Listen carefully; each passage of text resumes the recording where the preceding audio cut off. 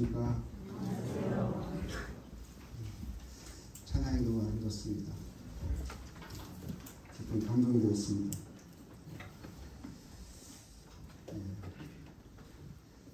그리고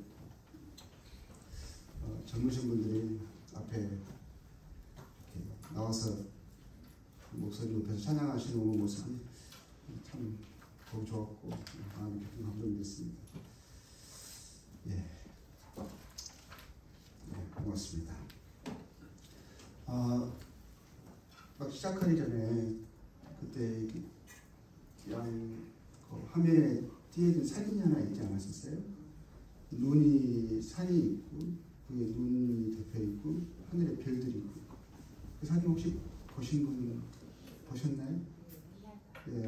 그게 몽골 사진 같아요.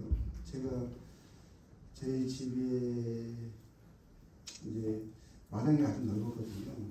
시골 집이에요. 그리고 화장실은 밖에 있었어요. 그래서 제 아이들은 집에서 나와서 화장실을 가는 때 너무 멀어가지고 자전거를 타고 저는 어떨 때는 차에 시동을 걸 뻔했어요. 그만큼 이제 넓은 곳인데 이제 걷다 보면 가끔 하늘을 쳐다보게 되잖아요. 그러면 구름이 하늘에 맑은 하늘인데 구름이 끼어 있는 거예요. 보니까 구름이 아니에요. 뭐겠어요? 밤하늘에 떠 있는 하얀 구름. 그게 뭘까요? 은하수죠. 그 사진이 보니까 구름이 끼어 있잖아요. 제가 화장실 가면서 저희 마당에서 많이 보았던 하늘의 풍경이었습니다. 제가 그런 곳에서 살아봤습니다. 이제 오늘도 어제 이어서 주님이 저희 상포함에 역사하셨던 거 함께 나누면서 서로 격려를 받는 그런 시간이 됐으면 좋겠습니다. 그러기 전에 말씀 몇 구절 함께 찾아보겠습니다. 고린도후서 5장 17절입니다. 잘 아는 말씀입니다. 고린도후서 5장 17절 보면 그런즉 누구든지 그리스도 안에 있으면 새로운 피조물이라. 이전 것은 지나갔으니 새 것이 되었다. 저희들이 이제 그리스도 예수 안에 있지 않습니까? 저희들의 영혼의 목자와 감독이 되신 저희들이 그분 안에 있습니다. 그분이 복음으로 저희를 불러주셨고 저희들은 그 복음의 그 감미로운 목소리에 그 초청에 매료가 되고 또 감사가 되어서 그 목소리에 그 복음에 화답해서 주님께 나왔습니다. 저희는 주님의 안에 있습니다. 안에 있는 저희를 향해서 뭐라고 말씀하시냐면 새로운 피조물이에요. 새로운 피조물. 새로운 존재라는 거죠. 새로운 피조물. 이 말씀이 너무 좋습니다. 우리는 새로운 존재라는 것입니다. 이전 것은 지나갔으니 새 것이 됩니다. 저희들 세월이 갈수록 오늘 50대 형제님들, 60대 형제님들하고 같이 시간을 보냈거든요. 60대 형제님들 보면 보고 죄송하지만 제가 좀 깜짝 놀랐어요. 왜냐하면 오랜만에 뵈는 분들이거든요. 젊었을 때 그분들의 탱탱한 얼굴을 보다가 오늘 보니까 많이 죄송합니다. 많이 이제 세월이 흘러간 흔적이 보이는 거죠. 근데 그분들만 그러겠어요? 그분도 저 보면서 깜짝 놀라셨겠죠. 세월은 이렇게 흘러갑니다. 갈수록 낡아져 가는 거죠. 그런데 주님은 저희들에게 새 것이 되었대요. 겉사람은 갈수록 낡아지고 후패하나 속은 날로 새롭도다 하셨거든요. 주님 저희 보실 때 저희는 새 것입니다. 그리스도 예수 안에 있는 존재들이고 새로운 피조물이에요. 누가 저희들을 새 것이라고 생각하겠습니까? 낡아지고 갈수록 고장나고 그렇잖아요. 근데 주님 보실 때 저희들은 갈수록 더 영광스러워져가는 그날에 들어가게 되면 모든 것이 지금은 약속으로 갖고 있는 것이 성취가 되고 실현되죠. 우리가 상상할 수 없었던 것들이 그때 저희들 안에 이루어진 것을 보면서 약속이 정말 실현되는 것을 보면서 그 약속을 믿고 살아온 저희들이 너무 대견스럽고 정말 주님의 그 은혜와 사랑에 우리와 같은 자들을 받아주셨고 그 약속을 신실하셨고 이루셨다는 것에 대해서 저희들은 크게 감동하고 그 주님을 정말 기뻐하고 또 찬양하게 되겠습니다. 또 에베소서 2장 10절 한번 또 말씀드리겠습니다. 뒤에 이어서 같은 맥락의 말씀입니다. 2장 10절 우리는 그가 만드신 바라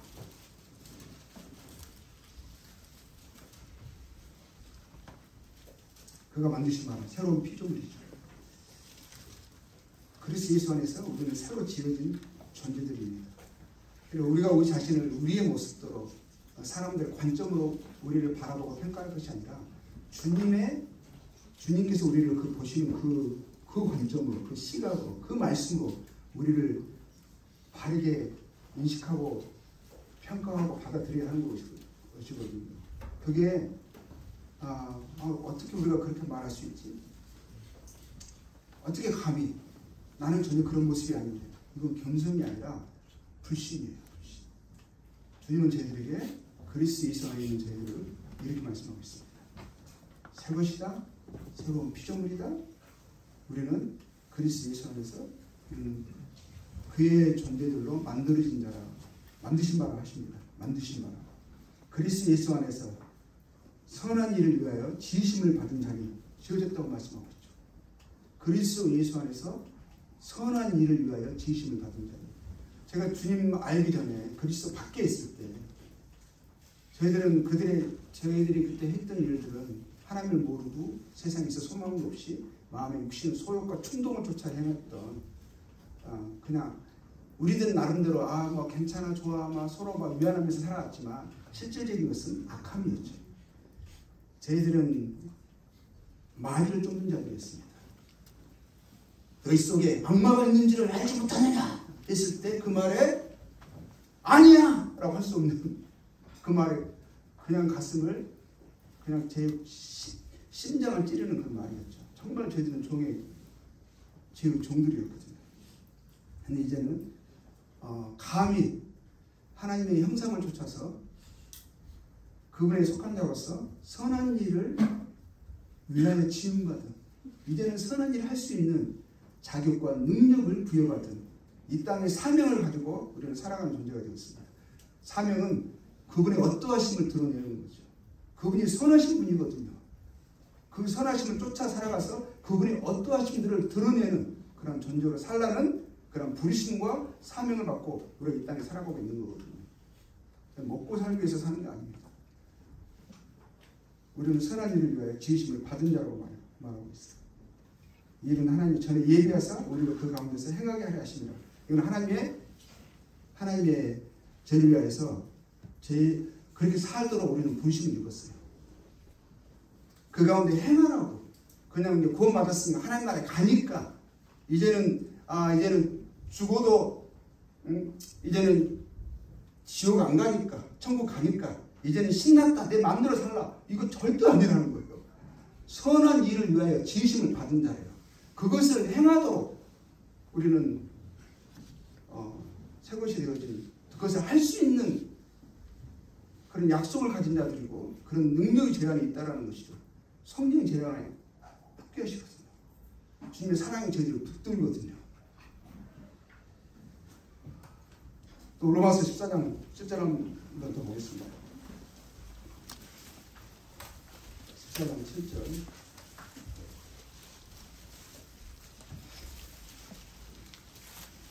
보면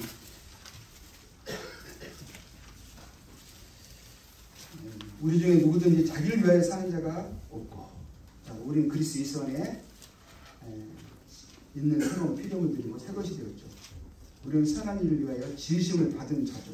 그 가운데서 행하대로 우리는 목적되어진 자들이죠. 그런 자들의 특징이 뭐냐면 이제는 우리가 살아가는 것은 우리를 위하여, 우리가 중심이 되지 않습니다. 우리를 위하여 죽으시고 다시 살아나신, 그리고 지금 하늘에 하나님의 영광의 보좌 가운데 계신 그분이 우리의 살아가는 이유로 목적입니다. 우리는 그래서 우리의 특징, 우리를 자기를 위하여 살지 않습니다. 자기를 위하여 죽는다도 없다고 되어 있습니다. 우리가 살아도 주를 위하여 살고 죽어도 주를 위하여 죽나니 그러므로 사나 죽으나 우리가 주의 것이로다. 사나 죽으나 주의 것이로다. 이를 위하여 그리스도께서 죽었다가 다시 살아나셨으니 우리가 사나 죽으나 주의 것이 되게 하시려고 우리를 그분의 죽으심으로 피값으로 값주고 사신 거거든요. 우리는 합법적으로 그분에게 속한 자들이에요. 그분의 것이에요. 그분이 원하시는 곳에 저희들을 쓰실 수 있고요. 어떻게 사용하시든 그분의 뜻이에요. 우리가 그분에게 항변할 수 없어요. 불평할 수 없어요. 그분이 선하신 그분이 우리를 각자의 또 위치에서 부르신 그분이 그분의 기뻐하신 뜻을 쫓아 우리를 이렇게 저렇게 사용하시고 하나님 나라의 확장을 위해서 필요한 영역에 우리를 두셨고 그 일을 계속하게 하십니다. 주님 부르시는 그날까지. 이를 위해 그리스도께서 죽었다가 다시 살아나셨으니 그게 목적이라는 거예요. 살아나셨으니. 주님 죽었다가 다시 살아나셨잖아요. 그래서 우리가 그것을 믿고 그리스도께 속한 자가 되었거든요. 믿고 구원받은 자가 되었어요. 이제는 주님이 우리의 주가 되시죠. 산 자와 죽은 자의 주가 되게 하십니다. 우리는 주님이 제 주님이십니다. 저도 마지막 휴가 때 제대 6개월 남겨놓고 그때 광주에 동북부에 하나밖에 없었습니다. 거기에서 그때 뵀던 형제님들이 그때는 저보다도 지금 저보다 훨씬 젊은 오늘 나왔던 형제님들만큼의 그 정도의 젊음을 갖고 계셨던 상상이 안 가시죠. 그런 젊으신 분들이었거든요. 그 형제님들의 그 선하신 모습, 주를 위해 살고자 하는 그런 격려, 도전을 받고 나도 주님을 저렇게 사랑하고 섬겨야겠다 하는 격려를 받았죠. 그리고 이제 또 휴가가 끝나잖아요. 15일 휴가 끝나고 다시 이제 군 생활을 이제 하러 기대를 하는데 그때 한 6개월 정도가 남았습니다. 그런데 소대장님하고 있었던 저 후배면서 이제 그 친구 있잖아요. 그 친구도 제대 한 달 남겨놓은 기세가 얼마 안 남았고 제가 갔다 오니까 한 2주인가 있다가 제대를 했어요. 그 소대장님도 한 달이 안 된 상황에서 제대를 하셨거든요. 저만 이제 남았습니다. 제가 이제 술은 친구 집에서 큰 실수를 해가지고 다시 술을 먹어서는 안 된다는 생각을 하게 됐잖아요. 근데 회식이 있잖아요.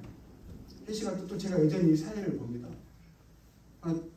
제가 술을 안 먹어도 술 안 먹으면 사회를 볼만 이렇게 알코올 기가 없어가지고 분위기는 안 나는데 그래도 막 저보고 보라 그래가지고 제가 어쩔 수 없이 거기만 가요.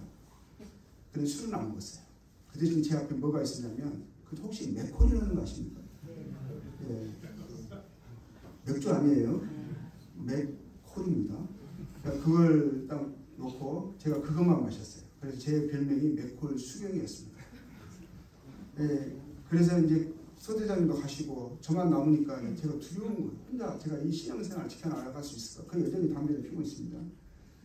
그래가지고 제가 그 다음날 뭘 했냐면 혼자는 힘들겠다 싶어가지고 그때 제가 고참이 되니까 아침에 그 조회 시간에는 안 나가도 되거든요. 제가 나갔습니다. 나가가지고 다 여기서 예수님 믿는 사람들 남고 나무에 들어가 했습니다. 그리고 한 10몇 명 남았더라고요. 우리가 신회를 만들자 했습니다. 그래가지고 그래서 우리끼리 기도도 하고 그리고 말씀도 같이 공부하고 신회를 만들자니까 한 10몇 명이 결성이 됐어요. 그래가지고 우리 이제 계속 교제도 하고 이제 또 저는 그들에게 복음을 전하고 싶은 마음이 있었죠. 그때 우리들은 대부분 보면 일반 교회 다니는 분들은 그때는 복음이 없다라고 생각을 하잖아요. 신이라는 이름을 빙자해서 그들이 복음이라는 생각이 있었거든요. 그래가지고 이제 또 제가 저희들 그 잡지도 만들었습니다.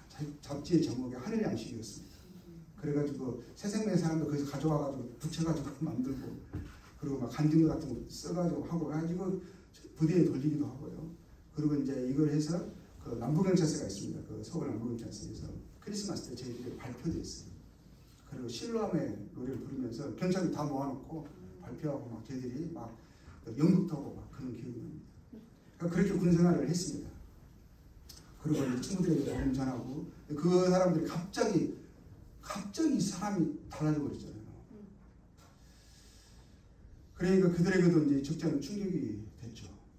그리고 이제 제 부대에서 틈만 나면 그 제 부대에 교회 형제님들 불러와가지고 말씀도 전하게 하고, 그리고 이제 끝까지 복음을 전하고 그랬습니다.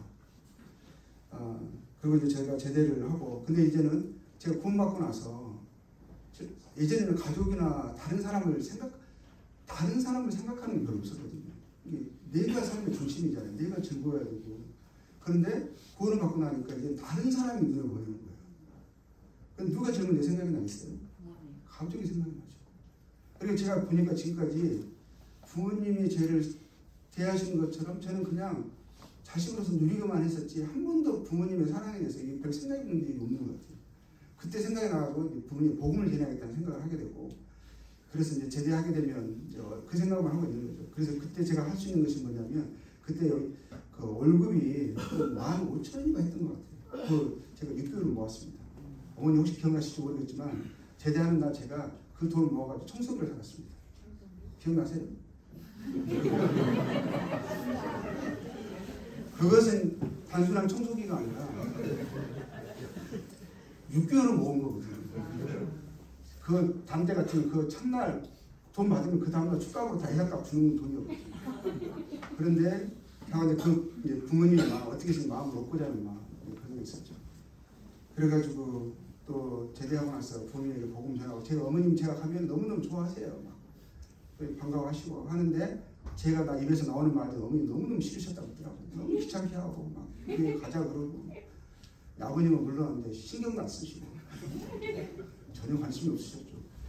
이제 그런 상황이었고, 또 친척들이 찾아가서 할머니가 생각이 나고, 근데 그때 할머니 목포에 계셨거든요. 어떻게 해서 할머니에게 복음 전하고 싶어가지고 할머니에도 찾아가고, 친척도 찾아가고, 친구들 만나는 친구들 다 어떻게 해서든지 복음 전하려고. 참 구원받고 나니까 참 그렇게 달라지더라고요. 이제 다른 사람에 대해서 제가 이것을 이제 삶에서 발견한 거잖아요. 정말 진정한 가치라고 여겨지는 거잖아요. 이것을 저 혼자 알기에는 제 마음이 감당이 안 되는 거예요. 그래서 이것을 발설하지 않으면, 뭔가 그들을 이걸 나누지 않으면 제 마음이 이게 감당이 안 돼요. 그래서 해야 제 마음이 후련해요. 그들이 듣든 말든 그냥 무조건 하는 거죠. 근데 그때는 저만 그랬던 것 같진 않아요. 구원받은 보면은 많이 그랬어요. 다른 분들은 그러니까 다 그렇게 사라진 줄 알았어요. 참 그때는 정말 좋은 환경에서 지금의 젊은 세대들이 정말 자신의 신앙 지키기도 어렵잖아요. 참 어려운 세대에 살고 있어요. 근데 저희들은 어떻게 보면 라떼를 이야기하는 것이 아니라 우리 때는 복받은 세대였었어요. 그래서 오히려 지금 청년들이 안쓰러워요. 더더욱의 신실한 믿음이 더 필요해요. 우리보다도 더 말씀에 창념하셔야 되고, 더 서로를 위해서 기도해 주셔야 되고, 정말 어려운 세대에 살고 있어요. 우리는요 쉬운 세대에 살았어요. 그냥 서로 도전받고 격려받고 막 서로 뭉쳐가지고 으쌰으쌰하고 막 그랬거든요. 그리고 이제 또 이제 학교 복학을 하잖아요. 복학을 하고 그때도 우선 계속 담배를 피우고 있었죠. 그리고 이제 무엇보다도 제가 이제 담배를 끊고 나서 그때 단순히 제가 담배를 끊는 게 아니었어요. 단순한 그것이 아니었고, 어떻게 보면은 나에게는 그때 그 습관이 큰 부분이어서 그게 눈에 확 띄어서 나의 삶을 어렵게 하는 부분이라서, 이제 그것이 제가 담배 끊는 간증으로 하지만 그거는 다른 것도 다 연관된다고 생각이 들어요. 내가 주님 알기 전에 갖고 있었던 그런 생각들, 그런 관점들. 왜냐하면 이기적인 거 있잖아요. 나를 위해 살려고 하는 거 똑같은 거거든요. 그렇지 않습니까? 생각에 잘못된 습관들이 있어요. 어떤 사람들은 정말 부정적이고요. 그냥 말을 쉽게 막 뱉어가지고 남의 마음에 상처 주고 이런 사람들, 그리고 관계를 다 어렵게 하는 사람들. 저는 그 사람들에게 똑같이 이 간증을 해주면서요, 그것을 어떻게 극복하는 걸 이야기합니다. 먼저 죄라는 인식이 필요하거든요. 그렇죠. 죄라는 인식이 필요하고, 그것에 대해서 어떻게 해서든지 악인은 그 길을 불의한다는 그 생각을 버리고 하면서 이것을 우리가 선한 일 위에 징심을 받은 자고 우리는 새로운 피조물이고 그리고 그리스도의 영광을 위해서 살아가야 되는 이제 주님이 주인된 존재인데 우리로 인해서 사람들이 하나님 믿는 것에 대해서 도전받고 격려받는 것이 아니라 오히려 걸림이 되어버린다면 안 되는 거잖아요. 그래서 그런 부분들에 대해서 심상히 가볍게 여기지 말고 그걸 가지고 죄라는 것을 인식하고 주님께 나아가라. 정말 주님의 간절한 마음을 구하고 이걸 벗어나게 해달라고. 내 마음에 주님으로 인한 진정한 기쁨과 평안을 소망을 누리게 해달라고. 그래야 되거든요. 우리 그리스도 평강이 우리 마음을 주장해야 되는 거거든요. 근데 그렇지 않다면 내 문제가 있다면 어떤 관계 속에서 내 마음속에 불편함이 있다 그러면 이거는 주님이 지적해 주시는 거거든요. 주님이 믿음과 선한 양심을 가지라 하셨거든요. 근데 마음이 거리낌이 있다? 사도 바울이 예루살렘에서 붙잡혀가지고 믿음을 변론할 때 그가 자주 했던 말이 있어요. 내가 지금까지 하나님과 사람 앞에 양심의 거리낌이 없기를 힘썼느라고 했어요. 그래서 우리들이 양심의 거리낌이 있으면 주님이 주신 그건 기적이거든요. 그 문제를 반드시 해결해야 되는 거거든요. 근데 해결하는 방법이 제가 같은 원리를 이야기합니다. 주 앞에 기도하고 그에 대해서 주님의 말씀을 찾고 말씀을 통해서 나에게 주신 그것을 이길 수 있는 그 말씀이 있거든요. 주님의 뜻이 기록되어 있거든요. 선하시고 기쁘시고 온전하신 뜻이 있어요. 그 말씀을 저는 적고 암송하라 합니다. 암송하고 그것을 주님 앞에 암송할 때마다 기도하라고 해요. 그러면 해결이 되는 거거든요. 그러면 성격이 좀 다른 사람에게 좀 화평한 성격이 아니었던 사람들이 그리고 성격도 고쳐야 된다는 생각이 들어요. 기질도요 고칠 수 있어요. 그래서 그런 부분들에서 소원을 가지고 주님께 의뢰하면서 주님께 매달리면 주님이 그 부분에서 제게 도움을 주신다고 저는 믿습니다. 그걸 경험했기 때문에 이제 말씀으로 인한 그 기쁨을 그 능력을 이제 구원받고 10개월 됐을 때 물론 구원받을 때도 그랬어요. 그 말씀을 보는 것이 너무 기쁘고 또 형제님과 함께하면서 주님을 찬양하고 또 함께 교제하는 것이 너무 큰 기쁨이 됐었죠. 그런데 내 삶의 어려운 것들을 내가 정말 벗어나고 싶은 것들을 주님을 의뢰하면서 말씀을 통해서 승리하는 것을 경험을 한 거거든요. 그러니까 말씀을 계속 많이 보게 되고 그리고 그것에 대해서 항상 암송하는 제가 습관이 있었거든요. 저는 생각하는 게 참는 사람들, 친구들은 정말 말씀을 암송하는 게 습관이 돼요. 지금 제 교회들도요. 지금 교회 모든 이제 몽골에서도 마찬가지였고 그리고 지금 한국에서도요. 성도님들에게 제가 항상 하는 게 저희 교회는 꼭 암송을 시켜요. 일주일에 하나씩 꼭 암송하게 합니다. 그래서 그래가지고 이제 한 10개 암송하면 시험도 봐요. 자기 모임에서나 청년들에서나 이렇게 하고요. 자꾸 암송하는 거 습관을 들이게 하거든요. 그러니까 성도의 삶에 성장하는 것은 특별한 뭐가 비법이 있는 게 아니에요. 저희들의 비법은 제 주님이 주신 은혜로 제 마음이 충만되어지고 그것을 항상 기억하고 그 만찬이 그거잖아요. 그리고 말씀을 가까이 하고 그리스도 말씀 내 안에 풍성히 거하게 하는 것이고 그것이 나의 삶 속에 생각과 내 삶을 주장해야 되는 거잖아요. 그렇게 하려면 암송밖에 없어요. 암송하고 그래서 자꾸 기억해야 되는 거. 자꾸 기억해내기 위해서 암송이 중요하거든요.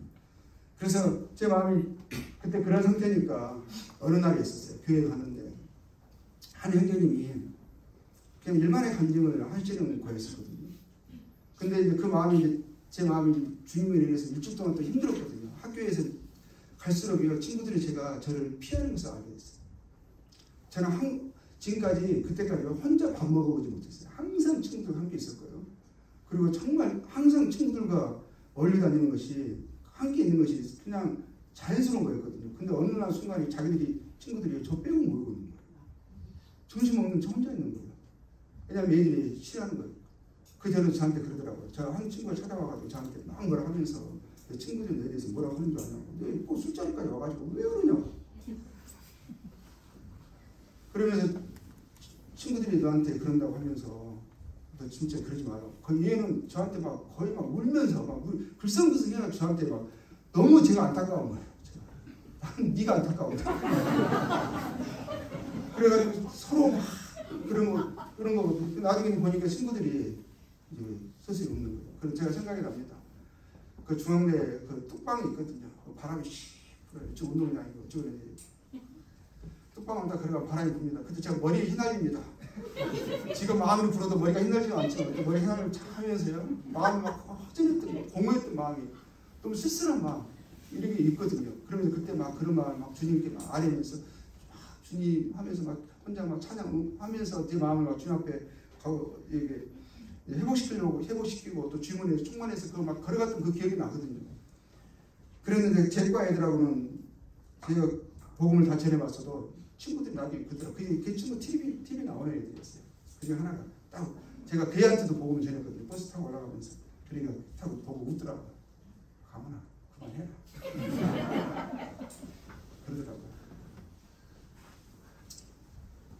그러니까 나중에는 이제 저희 과는 아니고 저 옆에 있는 그 저는 예술대 이제 시각 디자인과가 있었어요. 그 친구가 제가 이제 교회 친구들 없으니까 그 복음 전하고 싶은 마음에 우리 교회 학교 애들은 다 해봤어요. 우리 과 애들은 다른 과 하는데 이제 교회 중앙대 교회가 있었어요. 근데 교회에 가가지고 갔는데 첫날 갔는데 서로 첫날 온 사람이 소개하는 게 있거든요. 근데 그 친구가 나와서 자기 주역 선생이래요. 그런데 죽고 싶다는 거예요. 주역 선생이라는 사람이. 삶이 막 너무 힘들고 막 자기는 너무 막 마음이 괴롭고 막 죽고 싶다 그러는 거예요. 저는 첫날 갔거든요. 저도 소개하면서 너 걸렸다. 끝나자마자 제가 서로 안면이 있어요. 같은 이제 같은 학번이어가지고 그래가지고 끝나자마자 제가 야 급하게 하자 해가지고 가서 그 이야기 내가 너 들었는데 왜 그러냐고 하면서 했거든요. 나도 하나님 만났다 하면서 걔가 막 묻는 거예요. 제가 말씀을 그냥 찾아서 보여줬거든요. 근데 걔가 나중에 그러는 거예요. 어떻게 나는 자기 교회 목사님보다도 더 자기가 무슨 말 하면 딱 찾아주는 거예요. 근데 그 말이 딱 자기에게 맞는 말이에요. 또 뭘 하니까 잠깐만.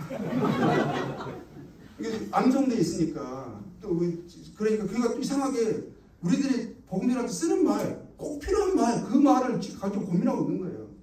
그래가지고 그 나중에 이제 그 친구가 구원받고 나중에 그 친구하고만 이제 4학년 1년을 보냈거든요. 그래서 중학교 친구가 한 명 구원받고 고등학교 친구 한 명 구원받고 또 대학교는 우리 과 아니니까 다른 과 구원받고 대학교 친구 이제 주님이 그래도 혼자 있고 또 외롭고 하니까 주님이 그 친구를 같이 이제 식사 점심도 같이 먹고 또 제가 이제 그 친구를 양육하는 거. 왜냐면 그 친구도 약간 우울 기질이 있어가지고 조금만 막 낙심돼 있어가지고 막 처져 있고 막 그러거든요. 그럼 제가 가가지고 이제 격려하고 그러잖아. 그렇게 하지 말라고 막 말씀 보고 암송하라고. 그랬어요. 나중에 제가 항상 하니 그러니 근데 그 친구가 그렇게 하는 게 아니에요. 말씀 잘 안 봐. 암송도 잘 안 해. 그러면 제가 나중에 한번 혼내거든요. 너 왜 그러냐고. 네가 이러니까 네가 문제라고 막 이러잖아요. 왜 우울하냐고. 그게 어디냐고. 하나님의 자녀이 말씀 보고 기도해야지. 암송해야지. 그럼 내가 나중에 제가 그 시간에 가잖아요. 그럼 내 발소리가 무서웠대. 저는 지금 그대로 결혼해가지고 지금 그 아들이 지금 교회 일꾼입니다. 그러면서 저가 결국 그렇게 하니까 말씀 읽고 암송하고 하니까 처음에는 막 내 발소리가 두려워도 그것이 또 힘이 있더라고요. 그리스도의 삶이 다른 게 있는 게 아니더라고요. 근데 이제 그런 상황인데 교회 이제 그날 갔잖아요. 마음이 이제 우울하잖아요. 우울한다기보다도 막 우울한 게 아니라 내 마음이 뜨겁잖아요. 무슨 말하고 마음이 뜨겁고 말씀하고 막 가득 차가지고 이러잖아요. 근데 한 형제님이 간증을 하는데 그 간증하는데 평범한 간증이었어요. 근데 내 마음이 그 주님을 사랑하는 마음이 느껴지는 거예요. 그 주님을 높이는 마음이 느껴지니까 내 마음이 그때 막 벅차오르면서요. 일주일 동안 힘들었거든요. 그냥 혼자 고군분투한 거거든요. 근데 같은 믿음을 가지고 같은 사랑으로 인해서 주님을 높이는 그 형제의 간증을 처음에 듣자마자 그냥 평범한 간증이었어요. 제 마음이 막 그동안에 막 일주일도 있었던 서로 어떤 마음이 뭔지는 모르겠어요. 근데 눈물이 막 계속 쏟아지는 거예요. 막 그러니까 옆에서 화장실 갖다 주고 막 끝났는데 형제님 하면 누가 저를 끌고 가더라고요. 그때까지 계속 울고 있었어요. 그래서 진짜 왜 그런지 내가 원래 눈물을 그렇게 많은 사람도 아니거든요. 근데 이제 저를 끌고 가더니 그 형제님 그러더라고요. 어떻게 툭툭 치면서 내 손 만져주면서 잡으면서 하시는 말씀이 형제는 주를 위해 살아야겠어. 다 주를 위해 살아야죠. 근데 저한테 그 말을 해주시더라고요. 주를 위해 살아야겠다. 그러면서 나중에 며칠 후에 형님이 저를 불렀어요. 형님이 그 장로님이시거든요. 그러시면 하시는 말씀이 성교를 위해서 기도해보라. 그러시면 그때가 90년대예요. 90년대 말이거든요. 제가 88년도에 구원받았어요. 대단하시죠. 90년 아직도 그때는 술을 끊었어요. 아니 술이 아니라 담배 끊었어요. 제가 담배 피는 이야기하면 항상 생각나는 분이 있어요. 송교 문제인지. 왜냐면 거기 이제 내려와 있어서 형제님이 이제 교회 오신다고 전화하시잖아요. 그럼 저희들이 내려가서 기다리고 있거든요. 그럼 형제님이 딱 내려오시면 제가 업고 이제 제가 방학동 안에 이제 있으면 제가 업고 올라가거든요. 형제님이 뒤에서 웃으시면서 아직도 못 끊었어?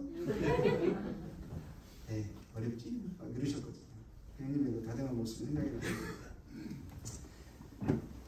그런데 이제 선교를 기도해보라고 그러셔가지고 선교는 저한테 너무 생소한 거잖아요. 그래가지고 책방을 찾아봤어요. 근데 책을 하나 발견했는데 책도 별로 없어요. 밀림 속의 십자가라는 책을 찾았어요. 근데 그 책은 뭐냐면 부족들에게 가서 복음을 전하는 거거든요. 마지막 그 선교사가 창에 찔려 죽어요. 그리고 중간에 부족 들어가서 막 고생한 이야기 하는 거거든요. 어느 부족 갔는데 거기서 음식을 내주는데 음식이 꿈틀꿈틀거리는 벌레, 애벌레, 막 이만한 두꺼운 거라고 큰 거라고 말하고 손가락만 했냐고 그런 건데 그걸 먹어 굉장히 막 맛있게 먹는데 자기는 내 입에 넣고 도저히 깨물 수가 없어요. 깨물면 튀을 것 같아요. 그래야 맛을 느끼게 삼켰대요. 삼켰는데 뭐 다시 그에 올라오더래요. 입안으로 기어 올라오더래요. 그래가지고 그걸 도저히 안 되겠다. 숨통을 끊어서 보내야겠구나 해가지고 깨물었는데 그 팍 터지는 그런 리얼하게 써놨어요. 그러니까 제가 선교는 그런 거구나. 그러니까 너무 무섭잖아요. 근데 그거는 그때는 뭐 내가 뭐 이거는 힘들고 못하겠다가 아니라 힘들어서 못하겠다가 아니라 주님 저와 같은 자를 이 귀한 일에 쓰시겠어요. 나는 안 된다고 생각했어요. 왜냐하면 여전히 습관이 여전히 습관적인 것도 너무 나쁜 게 너무 많이 있고 다른 위에 형제님들 계신 형제님들과 비교하면 저하고 너무 차이가 나고 제가 선교는 저런 분들이 하셔야지. 이제 구원받고 얼마 되지도 않고 아직도 이 습관이 있어가지고 걷는 것도 이상하고 말해서 그냥 XX가 그냥 욕하는 게 아니에요. 그냥 습관이에요. 습관으로 나오고 이런 사람이 막 자제한 내가 정신을 차리지 않으면 해를 내가 민감하게 내가 인식하지 않으면 뭔 말을 나올지 모르겠어요. 이런 사람이 무슨 선교를 한다고 하겠어요. 그래서 저는 그 말을 형제님이 그냥 감사하지만 저하고는 상관없는 말씀을 얘기했어요. 근데 나중에 그 형제님 그 말씀하셨던 것은 거짓이어서 이제 김선호 형제님이 이제 NTM에서 호주 NTM에서 선교 훈련을 받고 태국에 가시려고 하시면서 이제 준비하는 그 기간에 저희 교회 선교 집회에 오신답니다. 그래서 그분이 오셔가지고 선교에 대해서 이야기하니까 그 전에 저보고 기도하라 하신 거예요. 그때 주님의 음성을 제 뜻을 물어봐라, 여쭤라 이런 거였거든요. 그런데 저는 그 전에 책을 봤어요. 밀림성 십자가. 저는 안 된다고 생각했어요. 정말 주님이 그런 일에 소용하신다면 쓰신다면 너무너무 감사하고 복된 일로 영광스러운 일인데 일이 힘들어서가 아니라 나는 자질이 안 된다. 나 같은 자를 쓰시겠는가. 이게 때문에 제가 아예 그냥 감히 주연 내가 여기 있나이다 나를 보내서도 감히 손을 못 들게 들었어요. 마음속에서는 손을 들고 싶어요. 근데 내 스스로 내가 아니까 내 스스로 내 손을 내가 내리고 있는 거예요. 그런데 그분이 그 비디오를 하나 보여주셨어요. NTM에서 만드는 이타오라는 비디오인데 그래서 부족들이 이 복음을 듣고 막 그것에 대해서 그 주님의 은혜와 사랑에 감동이 돼가지고 감사해가지고 주님이 부활하셨고 이걸 믿는 자는 구원이다. 이게 진리다고 말하니까 이 사람들이 막 마을 사람들이 막 춤을 추고 선교사를 행가래하고 막 그런 내용이거든요. 실화거든요. 제가 거기서 부족에서 복음 전했던 그 선교사를 이제 호주에서 만났어요. 이제 그런 걸 보니까 정말 너무너무 귀하고 누군가 그들에게 가서 복음을 전해주지 않으면 그들은 복음들을 기회를 한 번도 갖지 못하는데 저 사람들의 복음들을 기회를 주는 것, 그 영광, 그 복된 일에 주님께 사용된다면 이건 얼마나 값진 일이겠는가 하는 마음이 들었어요. 그 모든 고생과 그 모든 눈물이 그때 막 선교사 남편을 막 행가하실 때 그 아내가 눈물 흘리는 장면이 있거든요. 그동안 예전에 고생했던 것들이 다 주마등처럼 스쳐가요. 막 스쳐나가는데 그 사람들이 기뻐하는 모습, 주님 앞에서 그냥 주님 구원을 기뻐하고 소망하는 막 기뻐하는 모습들이 그동안 모든 고생과 눈물들이 다 녹아져요. 그런데 이제 그런 일에 참여하고 싶은데 저는 어렵잖아요. 그래서 저는 주님 하면서 저는 언젠가는 그런 마음을 들었어요. 언젠가는 그런 일이 되겠죠. 근데 말씀을 보는데 잠언 19장 17절 말씀이 딱 제 눈에 들어왔어요. 그 말씀은 이런 말씀이거든요. 가난한 자를 불쌍히 여기는 것은 여호와께 꾸미는 것입니다. 여호와께서 그 선행을 갚아주시리라. 가난한 자를 불쌍히 여기는 것은 여호와께서 꾸미는 것입니다. 하나님께 빌려드리는 거예요. 하나님이 그것을 너무 기뻐하셔가지고 너무 고맙게 생각했어요. 그 선행을 하나님께서 친히 갚아주시겠다. 이거는 그 일에 대한 가치를 매기는 거잖아요. 하나님은 선하신 분이거든요. 그 선행에 대해서 마치 그것을 당신에게 하셨다고, 내가 주님이 마치 빚진 것처럼 내가 그것을 너에게 갚아주겠다 하시는 거거든요. 근데 가난한 자, 제가 밀림선에 십자가도 봤고요. 밑에 비디오도 봤어요. 근데 그 가난한 자가 제게는 어떻게 여겨지냐면 복음 들을 기회에 있어서 가난한 자가 여겨졌어요. 그때 한국에 제 친구들이 그렇게 해도 옆에 복음 전했거든요. 그렇게 거절하고 당당하게 막 잘난 척하고 막 제가 뭔가 아쉬운 것처럼 막 복음을 전하고 그만해라 막 이런 친구들한테도 포기할 수 없었거든요. 친척들 듣지 않았어요. 심지어 제 가족도 거절했어요. 그런데 우리가 그들을 포기할 수 없잖아요. 근데 어떤 곳에 있는 사람들은 평생에 복음 들을 기회를 한 번도 갖지 못하는 거예요. 어떻게 이런 불공평이 존재하는가. 어떤 곳에 있는 사람은 그 사람이 그곳에 잘못은 그곳에 태어난 것도 없어요. 근데 자기 선택이 아니잖아요. 이건 너무 불공평한 거예요. 근데 이 불공평의 원인은 무엇인가 했을 때요. 하나님은 분명히 말씀하셨거든요. 너희는 가서 모든 민족을 제자로 삼으라 하셨고요. 땅끝까지 가서 복음을 전하라 하셨거든요. 그리고 이 불공평이 여전히 존재하는 것은 동시대를 살아가는 그리스도인들의 책임이라 생각이 들었어요. 그리고 이 가난한 자를 불쌍히 여기는 것은 그들에게 복음 전할 기회를 주는 거예요. 복음 들을 최소한 거절할 기회라도 한번 갖게 하는 것은 그게 선행이라고 말씀하시고, 그리고 주님이 그것을 기뻐하시는 것을 보게 됐어요. 이 말씀 드릴 때 힘이 나는 거예요. 그래도요, 주님의 뜻을 알겠어요. 근데 제가 손을 못 드리는 거예요. 그 형제님이 말씀하셨지만 다른 분들은 다 반대하실 것 같아요. 이 형제님이 나를 그때 눈물 흘린 것으로 과대평가하신 것 같아요. 그런데 그래서 마음에 이제 고생이 힘들겠다 아니에요. 근데 어느 날 버스를 타고 가는데 제가 이제 머릿속에 묵상이 됐어요. 생각이 떠오르는데 과부의 두 랩돈 그 말씀이 또 떠오르는 거예요. 그 예전 성경에는 그 과부가, 가난한 과부가 구차한 돈을, 구차하다고 말했거든요. 구차. 그래서 부자들이 그 성전 연보교에 많은 그 헌금을 할 때는 주님이 아무 말씀도 안 하셨어요. 근데 그 가난한 과부가 그의 가진 전부 두 랩돈을, 그 구차한 돈을, 내기든 민망한 돈을 다른 사람이 있나면 살펴서 다 부자들이 지나간 다음에 살짝 집어넣었을 거예요. 근데 그거는 그가 주님을 향한 하나님 향한 마음이었거든요. 그가 가진 전부였거든요. 근데 그때 주님이 말씀하셨어요. 이 여인은 그 전에 부자보다 더 많은 헌금을 하셨다고. 주님 그걸 드러내신 것을 봤어요. 그때 그 말씀을 하는데 그 말씀이 딱 묵상이 되는데 그게 주님이 저에게 하신 말씀이었어요. 제가 그 과부처럼 스스로를 구차하게 여겼거든요. 제 손에 들려진 두 랩돈이다 생각이 드는 거예요. 두 랩돈이 저한테 있더라고요. 하나는 제 인생이었어요. 제 삶이었어요. 하나는 제가 그때 젊었거든요. 제 젊음이 있는 거예요. 그래서 그 순간 주님이 저한테 그러는 거예요. 너의 삶과 너의 젊음이 있다. 그 두 랩돈. 이렇게 말씀하시는 것 같았어요. 그래가지고 그 말씀 딱 순간 깨달아지고 그렇게 연상이 이해가 되는 거예요. 근데 그 마음이 복받쳐 올라가지고 버스에 내가 있을 수가 없었어요. 다음 정장에 막 내렸어요. 또 주체할 수 없는 그 눈물을 흘리면서요. 근데 제가 주님 앞에 고백을 했습니다. 주님, 제 삶을 주 앞에 드리겠습니다. 두 랩돈을 주님께 드립니다. 주님 이것도 구차하게 여기지 않고 받아주신다며. 받아주신다 하시니 너무 감사합니다 하면서 그때 제가 내려가지고 버스 정류장 앞에서 한적한 곳에서 눈물 흘리면서 주 앞에 기도를 했어요. 제 삶을 그때 드리겠다고 했어요.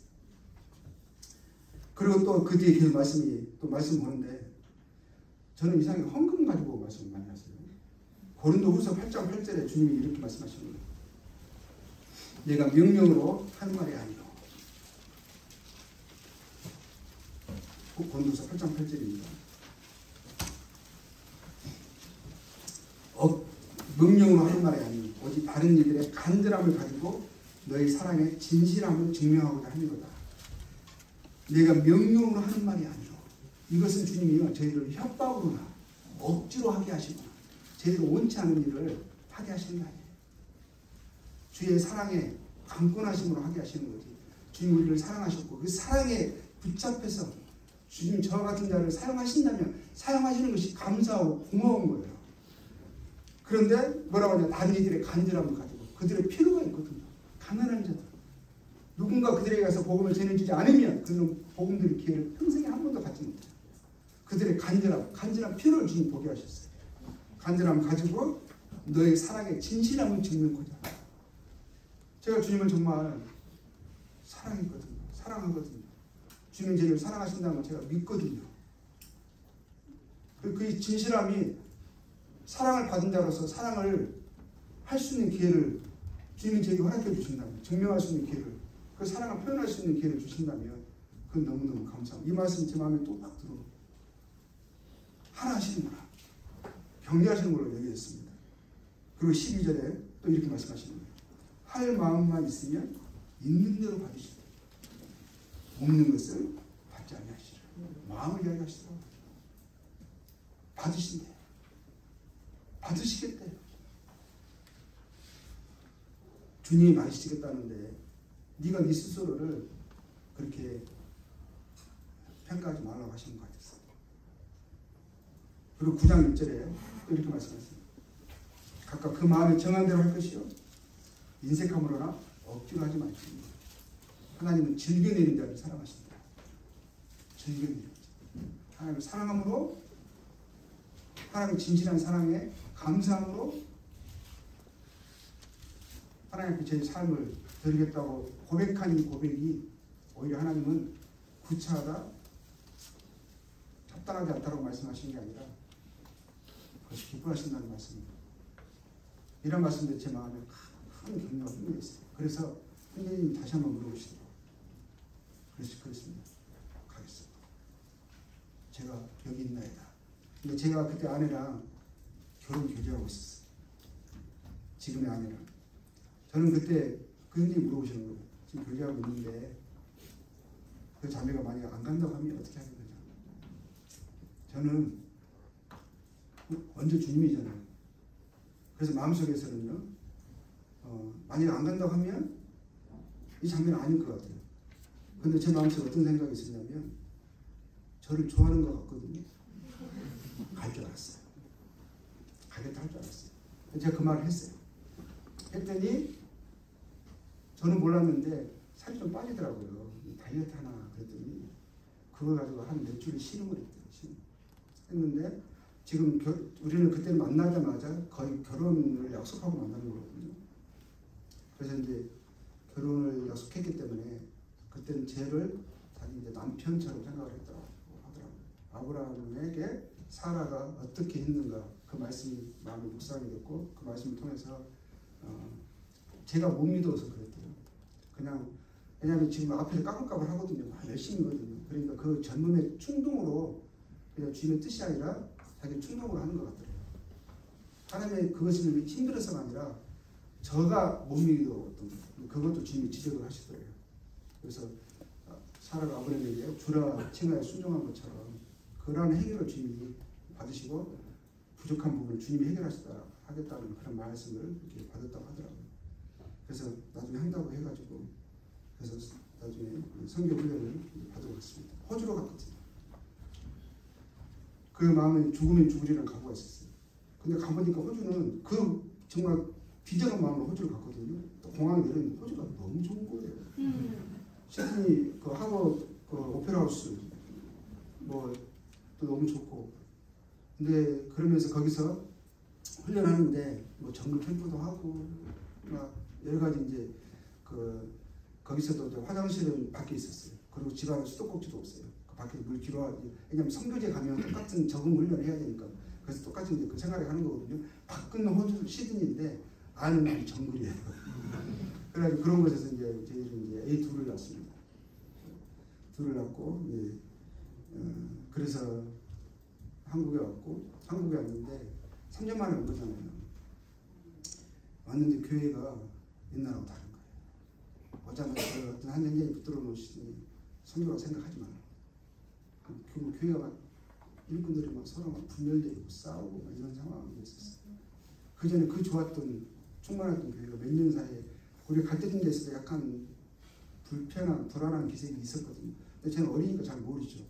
가끔 이상한데 왜 저러시지 이런 것은 있었지만 3년 갔다 오고 나니까 그게 좀 밖으로 드러나가지고 좀 불편한 모습들을 보이고 지금 선교를 이야기할 그런 게 아닌 거예요. 저보고 직장 잡으라고. 그럼 저는 마음이 뜨겁잖아요. 빨리 가고 싶은 거거든요. 그런데 이제 교회가 그래서 당장 또 생활을 해야 되니까. 근데 안정된 직장을 또 가질 수 없다. 언제 가야 될지 모르니까. 근데 당장 오늘 생활을 해야 돼요. 그래서 제가 그때 뭘 했냐면 세차를 했어요. 새벽에 세차 한 4시인가 일어나서 세차하고 그리고 또 뭘 했냐면 아침에 학습지 선생을 하면 구애받지 않을 수 있는 거거든요. 학습지 선생을 했어요. 그걸 한 몇 개월만 하고 끝나고 갈 줄 알았어요. 근데 그게 계속 길어지는 거예요. 제가 선교를 갈 수 있다는 보장이 있어요. 갈수록 형님들이 좀 좋아지는 게 아니라 더 안 좋아져. 더 막 앞에서부터 막 성도들 앞에서 막 싸우고 막 불편한 모습들이 막 보이는 거예요. 그러니까 이제 근데 제가 선교 했다가는 그런 상황이 아니에요. 그래서 제가 또 한 6개월 그 학습지 선생을 했거든요. 근데 또 제가 회원들이 계속 늘어가는 거예요. 회원들이 늘어가가지고 한 6개월밖에 안 됐는데 저보다 먼저 몇 년 한 그 선배 선생들 있잖아요. 제 앞에 저보고 서가지고 어떻게 회원들을 늘리고 엄마에게 그렇게 좋은 호감을 갖고 하는지 그 영업 비결에 대해서 저보고 알려달라 해가지고 제가 그렇게 강의도 했다니까요. 그래서 계속 이제 그 회원 수는 늘어가고 이제 그 수입도 괜찮아지고 이런 상황이었었어요. 한 1년 정도만 했거든요. 아니 어느 순간 막 사람이 많아지니까 엄청 바쁘잖아요. 막 정신 없어요. 막 내가 시간 막 갔다가 한국 내리 막 가방 들고 뛰어다니다가 어느 순간 이런 생각이 내가 지금 뭐 하고 있는 거지 이런 생각이 드는 거예요. 지금 선교지에 있어야 되는 사람이 가슴은 막 뜨거운데 내가 지금 얘들한테 막 지금 뭐 영어 이야기하고 수학 푼 거 막 채점하고 있고 막 그러면서 막 어머니 잠깐만요 이렇게 하고 또 가버리고 막 이런 모습을 보니까 순간에 내가 지금 뭐 하고 있는 이런 생각도 들고 어떤 마음이 들었냐면 형제님들 계속 교회가 이런 상황이 되고 형제님들이 가지 말라고 한 분만 저를 처음에 부르셨던 그분만 형제 좀 기다려보라고 하지 다른 분들은 아예 그냥 생각하지 말라는 시대예요. 그런데 형제님들 다 일치도 안 되고 교회 상황도 안 되고 그래서 어떤 그때에서 이런 생각이 들더라고요. 이게 나는 주님의 뜻이라고 생각했고 한 번도 선교 가는 게 주님의 뜻이 아니라고 생각해보지 못했는데 훈련까지 받았고 계속 그 필요를 받는데 아니라 생각해보지 못했는데 혹시 주님이 형제 교회 이런 상황과 형제님들을 이런 말씀들을 통해서 제가 제 이 길이 아니라고 말씀하는 게 아닌가 이런 생각이 그때 처음으로 들더라고요. 왜냐하면 이게 아무 좋은 일이라 할지라도 주님 뜻이 아니면 최선은 아니잖아요. 좋은 일인데. 그래서 그때 또 어떤 형제님 부부가 몽골 선교를 준비한다고 하셨어요. 그래서 저는 어떤 생각이냐면 이 가정이 가면 누군가는 가야 되니까 간다면 그 가정을 후원하면 좋겠다 생각이 들었고 또 우리 교회 저는 도무지 갈 수 있는 상황이 가수를 안 되는 것 같으니까 최종적으로 형제님들한테 한번 여쭙고 교제를 해야겠다 이런 생각이 들었어요. 그래서 이제 기도할 관계 형제님들한테 미리 말씀드리고 기도하면서 준비를 하고 있었어요. 형제님들 이번에도 일치가 되지 않는다면 형제님들의 그 말씀을 주님의 뜻으로 알고 만약에 아니라고 한다면 선교를 정리하고 이제 이제 학습지 선생이 아니라 이제 안정된 직업을 찾고 한국에 정착할 생각을 하고 이제 형제들하고 만나자고 딱 말씀드려놓고 만나러 가고 있었어요. 기도하면서 갔죠. 근데 제 생각에는요 이미 지금까지 과정에서 봤을 때 형제들 일치가 안 될 거예요. 한 번 일치된 적이 없죠. 본 적이 없어요. 계속 만나기만 서로 으르렁거리고 항상 불편하고 있었거든요. 그렇기 때문에 안 된다는 알고 저는 그때 이제 한국에 남는구나 정착을 생각을 했어요. 그거 이제 직장도 되게 알아보고 이런 상황이었고 저는 그분들 일치될까 생각 안 했어요. 그런데 이제 제가 만나자고 한 거거든요. 만나가지고 이런 상황을 이야기를 드렸어요. 제가 이제 저는 성교를 주님의 뜻이라 생각했고, 그래서 이제 훈련 받았고, 훈련 받으러 갈 때 형님들이 다 동의하지 않으셨네요. 제가 다 일일이 찾아가서 말씀드렸거든요. 그래서 갔다 왔는데 교회 이런 상황이고 형님들 아니라고 말씀하시고, 주님 뜻이 그전에는까지는 형제님들이 반대하신다고, 형제님들이 이 필요를 못 보신다고 생각을 했는데, 최근 들어서는 주님이 형제님을 통해서 오히려 제가 성교를 주님 부르지 않으신다는 것을 말씀하신 게 아닌가. 주님 뜻이 아니라면 내가 이것이 아무리 좋은 일을 하더라도 나에게 주님 뜻이 아니라 그러면 내가 그 길을 가서는 안 된다고 생각한다고 이렇게 말씀을 드렸어요. 그런데 그 형님들 갑자기 나는 아니라고, 그래 형 직장에 가고 이렇게 할 줄 알았거든요. 근데 갑자기 이분들이요, 근데 수고했어. 세 분 다 그러는 거예요. 그동안 고생 많이 했다. 이제는 직장 놓고 이제 성교를 위해서 기도하고 준비하라는 거예요. 제가 그분들이 제가 한국 와서 일치된 거 처음 봤어요. 그렇게 동의가 돼가지고 하나가 돼가지고 통일을 세 분이 이렇게 말씀하시는 거예요. 그러면서 뭐 이렇게 해주시겠다 이런 것도 아니고 그냥 기명으로 있으면서 제가 부모님 수업 학습지 선생 지금 회원들 많이 늘어나고 수입 좋거든요. 제가 아파트 살고 있었거든요. 그런데 이제 아무 보장 없으시고 그냥 기명으로 저를 해놓으시고 이제 1년 동안 살았거든요. 어떤 경우에는 아파트 관리도 못했어요.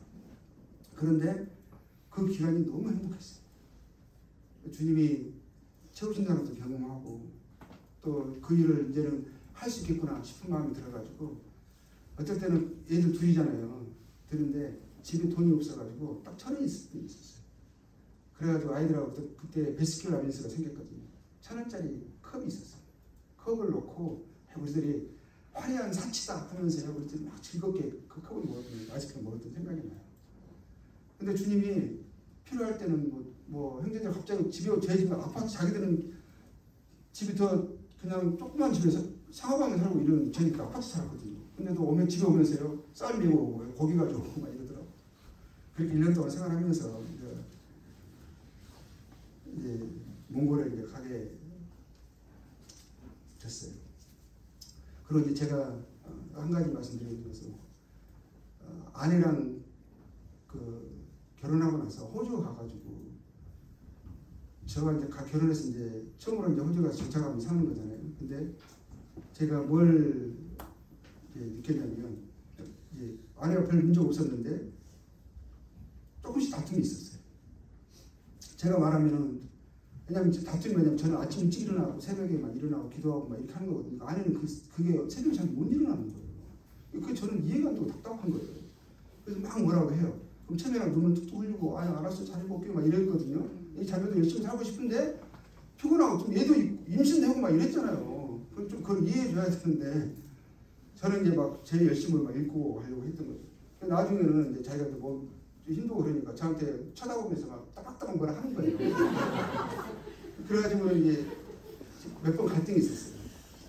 그런데 어느 순간에 주님이요, 에베소서 5장 말씀 다 생각나게 하시고, 죽으면 죽으려는 각오 되어 있거든요. 정글 속에 들어가고 정글을 위해서 죽는 거 개의치 않아요.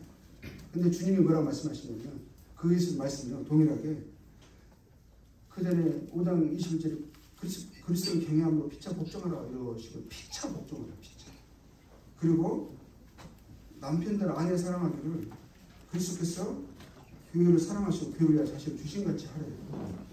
누구는 언제든지 자기를 미워하지 않고 오직 양육하여 보호하기를 그리스도께서 교회에게 하신 것 같이 하라, 이렇게 하시는 거예요. 그 말씀 듣는데 성도만 주님의 말씀이 아니라 이것도 주님의 말씀인 거예요. 그리스도께서 교회를 사랑하신 같이 아내를 사랑하라. 근데 그때 이 말씀이 내 마음속에 확 들어오는 거예요. 그리고 아내를 양육하고 보호하래요. 피차 복종하래요. 그리스도께서 아내에게 남편이 복종하라고 하고, 그리스도 교회는 남편은 아내를 사랑하라고 말하면서 아내에게 사랑을 나누기 위해서 복종을 요구하잖아요. 우리가 그런 경향성이 있어요, 남성들이. 근데 바로 앞에 보니까 그게 아니라 원장 말씀하기 전에 피차 복종하라고 돼요. 그래서 그때가 어떤 말씀이냐면, 이거는 동일한 하나님의 말씀입니다. 그래서 제가 그때 주님 앞에 기도를 했어요. 주님, 제가 아내를 사랑하고 이해할 수 있게 사랑하게 해달라고. 그러고 나서요, 그 뒤로 제가 아내하고 싸운 적이 있어요. 제 아이들이 이야기할 때요. 뭐라고 하냐면 지금 아이들 다 커가지고 얘기하거든. 남들 앞에 얘기하더라고. 엄마 아빠 싸운 것은 한 번도 못 봤어요. 우리 싸우긴 싸웠거든요. 근데 그 애들한테는 둘이 좀 말다툼한 적이 있었어도 그 아이들 앞에서는 한 적이 없어요. 그래서 쟤들 그런 첫째가 유장을 잘해서 아이들은 못 봤을 수 있는데 정말 불편한 적이 없었어요. 다투거나 이런 적이 없었거든요. 지금도 쟤들 남들이 보면 좀 닭살 돋는다고 그래요. 부러워하세요. 지금도 제 카톡 보잖아요. 항상 하트 날리고 뭐 껴안는 하트 있거든요. 그거 막 껴안는 그 옛날 아이 있어요. 그렇게 지내고 있습니다. 근데 그게 하나의 말씀이 제 마음속에 확 들어왔어요. 그리고 아내의 불편한 마음이 들을 때마다 그 말씀을 암송했습니다. 그리고 그 말씀 하면서 주 앞에 은혜를 부여섰죠. 그리고 이제 제가 몽골에 가가지고 처음에 이제 울란바토르 생활하다가 시골집에 답사를 갔거든요. 답사를 가는데 시골하고 그때는 울란바토르하고 너무 차이가 많이 났었어요. 울란바토르 자체도 열악했었어요. 근데 시골은 아주 열악했거든요. 근데 왜냐면 그때 어떤 말이 있었냐면요. 몽골 20세기와 13세기가 공존하는 나라다 이런 이야기가 있었어요. 시골 가면 여전히 말 타고 다니는 거예요. 지금은 많이 달라졌어요. 도로가 뚫려가지고. 근데 대부분 다른 지역은 다 그랬었거든요. 그런데 이제 시골집에 답사를 갔는데 그 거리적인 것과 어떤 교통 인프라가 되어 있지 않아가지고 완전히 그냥 다른 세계인 거예요. 울란바토르도 자체도 열악해요. 근데 시골은 너무너무 열악한 거예요. 그런데 처음에 주님이 제게 주셨던 말씀은 가난한 자를 불쌍히 여기는 것은 여호와께 꿀린 것이니 그 선행을 갚아주시리라. 가난한 자, 복음들을 기회에 있어서 가난한 자였거든요. 근데 울란바토르에는 선교사들이 지금 제가 들어갔을 때 이미 있었고 계속 들어오고 있어요. 근데 그 선교사들이 시골로는 가려고 하잖아요. 근데 제가 시골에 답사를 갔잖아요. 근데 그 마음이 떨어지지 않는 거예요. 울란바토르에 있는 몽골 친구들도 저한테 뭐라고 말하냐면 시골은 몽골 사람들도 안 한다고. 시골 살다가 울란바토르 한번 올라와 버리면 시골 다시 내려가지 않는다. 이런 말 하는 거예요. 그러면서 너는 못 산다. 가지 말아요. 뭐라고 말하냐면 맹장만 터져도 얘 죽는다고. 올라오다 죽는데요. 그리고 다리 부러지면 불게 된다고. 뼈 부러지면 불게 된대요. 왜냐면 그때 치료를 못 받으니까. 그러면서 가지 말라는 거예요. 겨울에 너무 춥다고. 겨울에 왔다 갔다 하다가 차 고장 나거나 길 잃어버리거나 뭐 기름 떨어지거나 하면 죽는다고. 그런 사례들이 종종 있다. 하지 말라는 거예요. 그런데 마음에 계속 그것이 잊혀지지 않는 거예요. 필요를 보고요. 그 양심에 걸리면 되는 거예요. 그래서 제가 염려를 했어요. 아이들 교육 문제 어떻게 할 것인가. 정말 의료 문제, 아이들 아프면 어떻게 할 것인가. 그리고 거기는 도둑도 많다는데 뭐 울타리도 나무로 된 울타리도 뛰어간다는데 어떻게 할 것인가. 보니까 도저히 못 가는 거예요. 그 사람들이 가지 마라 하면 그 말이 주님의 말씀처럼 받고 싶어요. 근데 마음속에서는 아니라는 거 알거든요. 근데 주님이 어느 날 뭐라고 말씀하시냐면 내가 염려하는 것들이 다 내일 것들이래요. 당장 닥친 것도 아니에요. 내일 일을 내일로 염려하라 하셨는데 내가 지금 염려하고 있는 것들은 일어나지도 않는 것을 일어날 것을 예상해서 내일 일을 미리 염려하고 있는 것이고 그리고 내일 일을 염려하고 있어서 오늘 해야 될 것을 안고 있다는 거야. 주님이 그건 믿음이 아니래요. 믿음이 아닌 것은 하나님 기쁘시게 할 수 없대요. 하나님을 신뢰하고 하나님이 하실 것을 그분을 의뢰하는 것이 믿음이지 내일 일을 염려해서 오늘 해야 순종하지 않는 것은 그건 상황 보고 살아가는 것이고 그건 믿음이 아니라고 주님이 그런 말씀을 딱 주시는 거예요. 제 마음속에서 제가 주님 믿음으로 살겠습니다. 이런 마음이 드는 거예요. 그리고 내일 일을 정말 내일로 염려하게 하겠습니다. 오늘 순종할 것을 오늘 주님 순종을 말씀하시는데 오늘 순종하겠습니다. 이런 마음이 딱 드는 거예요. 그런데 보니까 아이들이 지금 그때 큰애가 3학년이었거든요. 3년 정도 최소한 제가 아무리 모여도 홈스쿨 시킬 수 있겠는 거예요. 그리고 그때 이 에스더가 이제 2살이었어요. 2살, 3살. 그리고 아직 안 부러진 거고 아직 명장 안 터진 거고 학교를 몇 년 더 보낼 수가 있고 이제 그런 마음이 딱 드니까 이제 주님 그렇게 하겠습니다 하고 시골에 간 거거든요. 근데 딱 그런 마음이 들고 가겠습니다 할 때 내 마음에요. 담대함이 확 밀려오고 두려움이 사라진 거예요. 그래서 시골 저희들 내려갔어요. 근데 시골에 저희들이 2000년도에 내려가가지고 2009년에 울란바토르에 저희들이 정착을 다시 이제 파송받아서 왔거든요. 왜냐하면 울란바토르 도시에 교회가 필요했었어요. 청년들이 학생들이 계속 대학이나 직장 때문에 가니까 그렇게 이제 두 가정을 파송했는데 현지 리더 가정 한 가정과 저희 가정이 파송돼서 울란바토르 교육에 준비해서 왔거든요.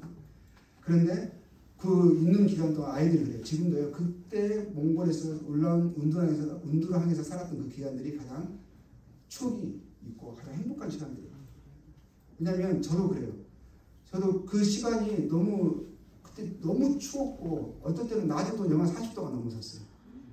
그래가지고 봄에는 바람이 너무 많이 불어가지고요. 또 구제도 많이 불어가지고 차단돼가지고 식료품이 다 떨어져서 한 3개월마다 4개월마다 한 번씩 올라갔다가 와야 되거든요. 그래가지고 맥걸 쓸걸 다 싣고 와야 되거든요. 그런데 구제 돌아가지고 다리 묶여가지고 못 가는 적도 있고 그래가지고 어떤 겨우 주는 의뢰로 공수 받아가지고 생활하는 것도 있고 막 이러거든요. 근데 그런 어려움들이 있었음에도 불구하고 어떤 거냐면 그런 환경이요. 저희한테 좋았던 것은 주님만을 의뢰할 수 있는 환경이었어요. 한번 울란바토르 가려고 하면 미리 한 2주 전부터 준비하고 기도해야 돼요. 간절한 마음. 처음에 저희 나침반 갖고 다녔어요. 나침반. 주도 보고 다녔어요. 그래가 길을 잃어버린 것 같으면 아무리 가도 이상하게 한 3시간 달렸으면 오른쪽에 산이 하나 나와야 되는데 산이 안 나와. U자 모양의 산이 나와야 되거든요. 안 나오는 거예요. 그러면 길을 잃어버린 거예요. 그럼 그다음에 딱 서가지고 나침반하고 지도 방향을 잡아요. 그럼 방향이 잘못됐어요. 그럼 다시 맞춰서 가고. 이래서 한 번도 한 2, 3년은요. 길을 숱하게 헤맸어요. 한 번도 똑같은 길 가본 적이 없어요. 어떤 때는 제가 러시아인인 줄 알았고요. 어떤 때는 제가 중국인인 줄 알았어요. 그런데 참 놀라운 것은 그래도 목적지는 갔어요. 그리고 차가 도착해가지고 퍼졌어요. 근데 중간에는 안 퍼져요. 그리고 차가 사고가 났어요. 차가 뒤집어진 것도 있고요. 별일이 다 있었거든요. 그런데 그 가운데서도 주님이 함께 하신 듯 주님이 제일 붙드신다는 것을 경험을 하게 됐어요. 제가 울란바토르 갔거든요. 나중에 도로가 뚫렸어요. 한국에 왔는데 여행 다니면서요. 기도한 적이 별로 없거든요. 필요가 별로 없잖아요. 원래 제 같은 경우는 그런 주를 의뢰할 수밖에 없는 그런 환경이 저로 하여금 주님을 의뢰하게 하고 그러면 주님을 경험하게 하고 그게 제게는 필요했나 봐요. 만약 한국에 있었으면 제가 여러분처럼 믿음을 지키면서 이렇게 오늘 배인 형제님처럼 그렇게 끝까지 그렇게 믿음 생활하면서 직장 생활 하시면서 교회를 섬길 수 있었을까? 저는 편안한 데 살았으면 아직도 연약한 습관 가지고 아직도 힘들어 있을지 모르겠어요. 저는 오히려 주님이 그런 것을 보내가지고 주님을 의뢰할 수밖에 없는 환경에 보내서 그렇게 해야만 제 믿음을 겨우 지킬 수 있는 그런 불량한 사람이었나 봐요. 덕분에 참 주님 은혜로 주님 은혜의 좋은 환경 속에서 제가 살았습니다. 시간이 많이 지나가지고 거기서 제가 혹시 여러분 아세요? 제가 그 농업 전문가를 활동을 했어요. 한 번도 시골에서 막 이게 씨 뿌려본 적도 없고 잘하는 거 본 적도 없는 사람이 책 봐가면서 공부해가면서요. 거주 비자를 받아야만 됐었거든요. 이제 그래서 그 책 봐가면서 공부해가면서 자로 재가면서 3cm 간격으로 몇 미리를 심으라는 그대 따라서 그대로 해가면서 그 농업을 사람들이 가르치고 그러면서 사람들과 관계 형성하면서 복음을 나중에는 이제 전했거든요. 근데 복음 전할 때 제가 몽골에 온 지 그때가 5년 반 됐었어요. 한 5년 정도 됐을 때 한 번 장소를 옮겼잖아요. 그래서 가자마자 복음 전할 수 있는 게 아니었거든요. 그때 몽골에 공산주의 잔재가 많이 있어가지고 할 수 있는 것이 아니었었어요. 근데 어느 날 사람들이 저한테 몇 가지가 오는 거예요. 하면서 하는 말이 우리가 너희를 쭉 지켜봤대요. 한 2년 넘게 지금 그때 산 거거든요. 지켜봤는데 그러면서 근데 그들이 우리를 관심 있는지 몰랐거든요. 근데 우리의 일곱시 수적으로 다 알더라고요. 어디 집 가서 뭐 먹었는지도 알더라고요. 그리고 어떻게 사는지 관계하는 걸 다 본 거예요. 근데 하는 말이 그 사람이 그러더라고요. 너희들 보면서 느낀 게 한국 사람들은 선천적으로 천성이 참 착한 사람들이에요. 그러는 거예요. 그리고 왜 그러냐고 물어봤어요. 너희들이 사람들 대하는 거. 그리고 좋은 남편, 좋은 아내, 얘들도 너무 말 잘 듣고 우리가 아이한테 한 번 말하면 얘들이 그냥 순종하고 가고 근데 애들이 뭐 억압 당하는 게 아니라 너무 밝고 행복하게 살아가는 거예요. 그리고 저희들이 사람들 이웃 사람들 대하면 뭐 차별하지 않잖아요. 누구든지 동일하게 대하고 우리를 섬기려는 마음, 기본 마음이 있잖아요. 근데 그런 걸 보면 이 사람들이 자기들 내린 결론은 한국 사람들은 어쩜 저렇게 착하냐고, 천성적으로 착하다는 결론을 내고. 그러니까 제가 말했죠. 그렇지 않다고. 오히려 너희들도 순수하다. 근데 우리가 혹시 다른 모습을 봤다면 우리가 천성적으로 착해서 그런 것이 아니라 우리가 믿는 하나님 때문에 그런 거야. 우리가 매일 하나님 말씀 보고 그 말씀을 쫓아 살고 싶어 한다. 그런 말을 이야기했거든요. 좋은 기회잖아요. 그러니까 그 사람이 뭐라고 그러는지 아세요? 네가 믿는 하나님을 우리에게 소개시켜야 돼. 네가 매일 믿고 있다는 그 성경책을 우리가 가르쳐야 돼. 그렇게 해서 몽골에 간 5년 반 만에 첫 성경부터 그렇게 되었어요. 그러니까 이미 사람들 마음이 준비가 돼요. 5년 반 기다렸는데 1년 안에요. 한 20몇 명이 구원받았어요. 그래서 교회가 계속 이제 확장되고 또 거기서 일꾼들 세워지고, 그리고 울란바토르 올라왔을 때는 올라가고 3년 만에 이미 성도들이 있었거든요. 개척이 아니었었어요. 이미 있었고, 그래서 그 성도들도 복음을 열심히 해요. 그리고 자기 주변의 사람들을 막 도전하고 데려옵니다. 그래서 교회가 금방 성장되고 안정됐거든요. 그런데 이제 울란바토르 와가지고 또 울란바토르 교회만 섬기는 것이 아니라 주변에 있는 이제 지역의 복음 전하러 다니게 되고, 또 다른 일반 교회에 있었는데 그 교회에 제가 연결돼가지고 복음 전하게 되고, 그 교회 우리 몸이 바꿔졌거든요. 변화가 됐어요. 3년 안에 교회가 3개 정도 운두랑까지 한 4개를 세계 섬기고 있거든요. 바빠요. 엄청 바쁜 상황에서 갑자기 한 3년 반이 됐을 때 제 교회 파송교회에서 저보고, 교회가 좀 확장되고 있는 상황이었거든요. 그리고 제가 그 중심이잖아요. 이제 박수윤 같은 경우는 2개월 몽골을 배워가지고 겨우 소통할 수 있는 수준, 아직은 언어 배우는 수준이었거든요. 근데 저한테 이제 부탁을 하는 것은 중앙아시아에 우리가 가졌으면 좋겠다고. 왜냐하면 몽골은 현지 교회 장로들 다 세워져 있고, 박수윤이 이제 언어 배워가지고 소통할 수 있으니까 현지 장로들 다 도와서 교회가 교회를 섬길 수 있을 것 같다. 물론 현재가 있으면 교회가 계속 확장돼 나가겠지만 그 속도가 더딜지라도 그래도 계속 진행되지 않겠냐고. 근데 중앙아시아가 형제가 하지 않으면 시작을 못한다고. 그 두 형제 너무 어린 형제들이고 그 형제의 도움이 절실하다고. 그리고 타지키스탄에 형제가 가졌으면 좋겠다고 부탁을 하는 거예요. 근데 처음에는 그 말을 처음에 들었을 때 너무 황당했죠. 말도 안 되는 말이에요. 그리고 제가 몽골에 갔을 때는 30대 초반에 갔어요. 지금 제가 50 반에 가는 나이잖아요. 근데 그것도 제가 가면은 제가 몽골 다른 시골로는 갈 수 있었어요. 갈 생각을 했었어요. 언젠가는 되게 교회가 안정되고 그러면 또 더 내가 형제들 데리고 더 가서 복음을 확장시키려고 시골 갈 생각을 했었거든요.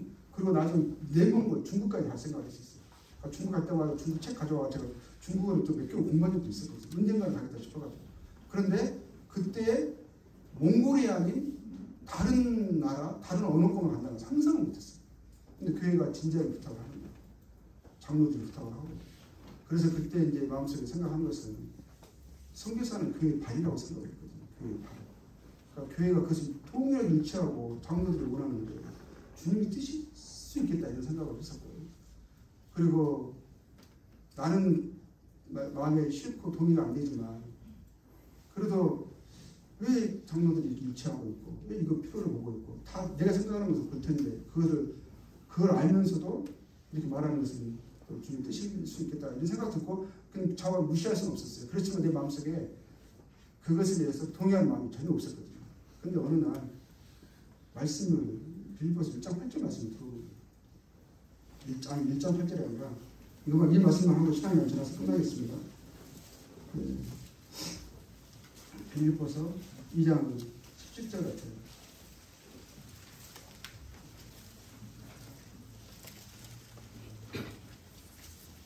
네, 맞네요. 2장 17절. 아니 너희 믿음의 자물과 섬김 위에 내가 나를 전제로 들을지라도 나는 기뻐하고 너희 무리가 기뻐하니 만일 너희 믿음의 자물과 섬김 위에 저희 믿음도 아니거든요. 너희 믿음의 자물과 섬김 위에 내가 나를 전제로 들을지라도 전제라는 것은 번제에 드려지는 포도주 제사거든요. 뜨거운 그 재물에 포도주를 부으면 그냥 치 하고 그냥 그렇게 사라져버리는 거잖아요. 흔적이 남지 않는 거거든요. 근데 그럴지라도 나는 기뻐하고 내 무리가 기뻐하리라. 이 말씀이 제 마음속에 확 들어옵니다.